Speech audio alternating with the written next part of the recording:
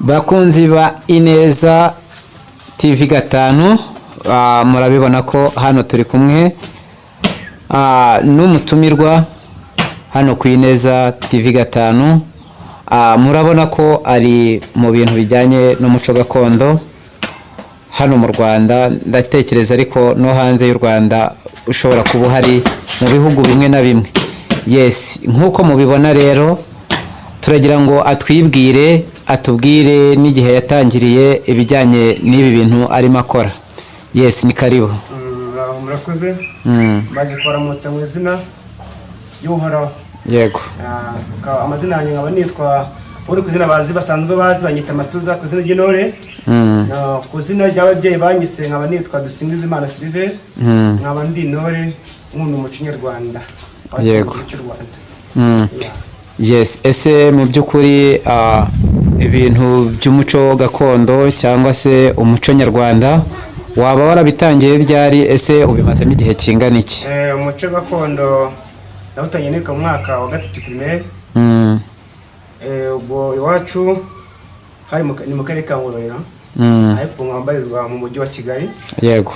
Kariho nkorera imirimo itandukanye y'amaboko, mwafatanya no gukorana umuco gakondo.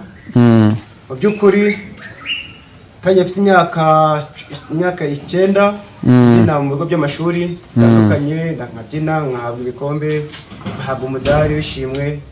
Kizaho ngaho mbona ko bitagenda gutyo, ko nakundaga umuco. Njanza mu mujyi wa Kigali Nyamata atandukanye hino hino, abenshi baranzi nabone ikiganiro cyo gukora n'abanyamakuru, abenshi baranzi twagiye dukora imyitozo za Nyamirambo, kamanuka no za Remera, za Kimisagara. Abenshi baranzi barambona, gusa nabaje no kubasohoza mugira amahoro y'Imana. Ese mu by'ukuri turabona urimo urakora imigara cyangwa se urimo urayisokoza mu buryo bwa gakondo cyangwa se mu buryo bw'ikinyarwanda. Ese iyi migara niyo ukoresha, ese urayicuruza, ese ubundi iyo migara uyikoresha iki ko mbona ari myinshi? Mu by'ukuri imigara ubona ndi gusokoza, bayita kuyisokoza. Iyi niyo dukunda gukoresha mu biraka bitandukanye, mu birori runaka, yo mu bitamo bitandukanye hirya no hino mu gihugu cy'u Rwanda. Iyo byana ngombwa no hanze y'igihugu naho ndakeka ko inzu dufite tugomba kujya tugiye mu gihugu cyo hanze y'u Rwanda, yerekana ibyiza by'u Rwanda. Yego. Ese mu by'ukuri uratubwiye ngo watangiye kubyina ufite imyaka 9. Ese mu by'ukuri ubu mazemo imyaka ingahe? Mu byo kubyina unuvuga ngo ufite imyaka 30.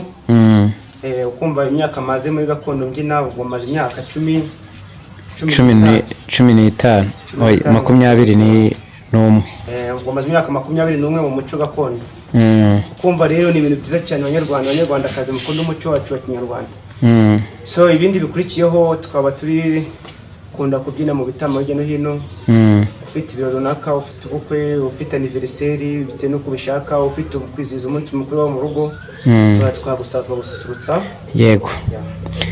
Mu by'ukuri hari ababona intore cyangwa se iri torero bakavuga ngo iri torero wenda riba ryabuze icyo rikora.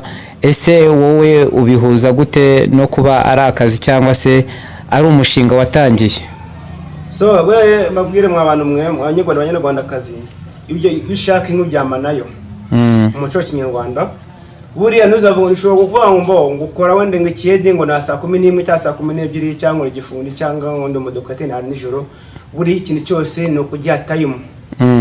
Yes, kintu kujya time kubate mbo nimba na saa 11.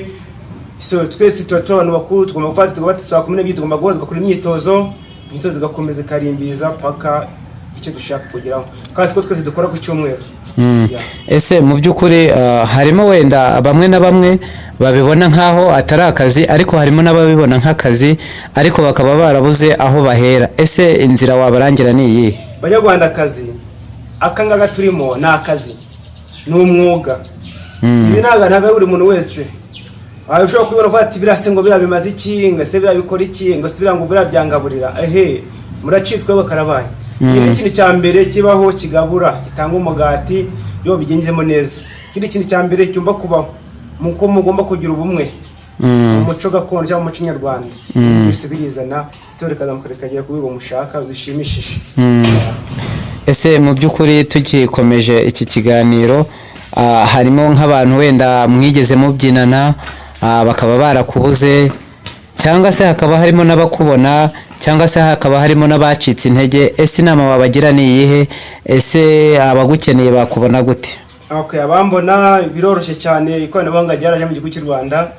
Ubwo n'abanzi baranze harimo ba Desire, ba Mine, ba Buduru, ba Kakiraho ngaho bose twagiye tubyinana, ba Kinore, bandi bose baranzi.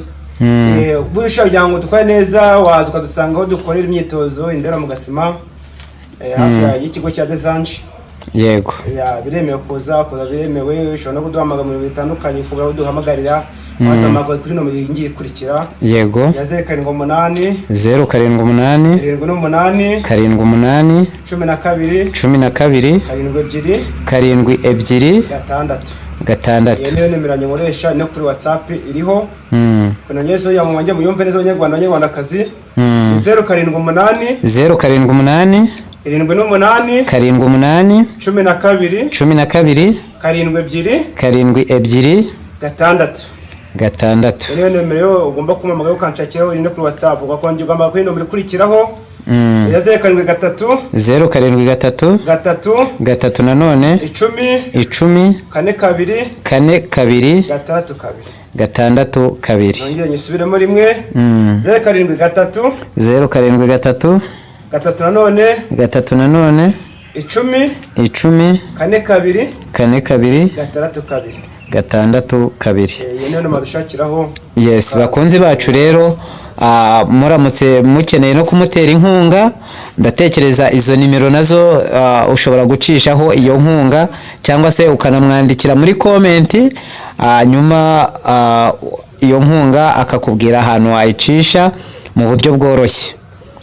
Bakunzi bacu rero dusubikiye ahangaha ikiganiro naho ubutaha.